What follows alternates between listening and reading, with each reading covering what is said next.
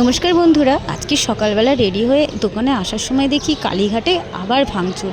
আমার তো খুবই ভয় লেগে গেছিলো যে আবার সেই দিনগুলো দেখতে হবে এখানে। তারপর আশেপাশের লোককে জিজ্ঞেস করে জানতে পারলাম যে এখানে নিচে যে ড্রেনগুলো তৈরি হয়েছে সেই ড্রেনগুলো পরিষ্কার করা হবে। দেখুন কত সুন্দর ঢালাই করা রাস্তাটা, কত ডিপলিভাবে কেটে আবার পরিষ্কার চলছে ড্রেনগুলো, যাতে একটুও না জল জমে।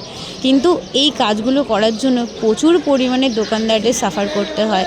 কালীঘাটে যখন ব্রিজটা তৈরি হচ্ছিল, উফ বন্ধুরা, সে যে কী দিন গেছে আপনাদের বলে বোঝাতে পারবো না।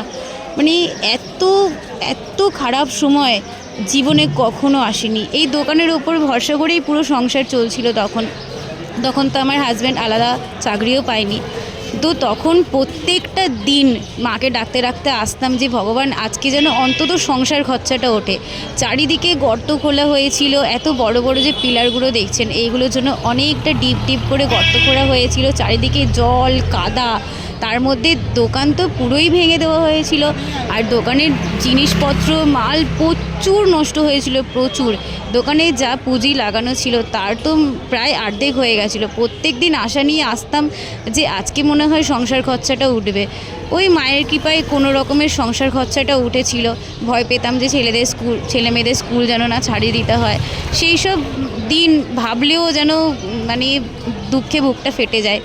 তো যাই হোক, আর মনে করতে প্রত্যেক দিন দোকানের জিনিসপত্রগুলো মালগুলো বের করে ছোট ছোট টুলের মধ্যে লাগিয়ে একবার এখানে একবার ওখানে এরকম করে শিফট করে করে বসতে হতো। প্রচণ্ড পরিমাণে হ্যারাসমেন্ট হতে হয়েছে। কিন্তু কালীঘাটে ব্রিজে হওয়ার পরে এই যে এরকম কিছুটা দেখতে হয়েছে। দোকানগুলো সামনে থেকে হঠাৎ করে রেলিং লাগিয়ে দেওয়া হয়, কেন লাগিয়ে দিয়েছে জানি না। সরকারের ইচ্ছে, এটাই মেনে নিতে হবে, কিছু করার নেই। যে পরিমাণে সেল হতো আগে কালীঘাটে, এখন তার কিছুই হয় না।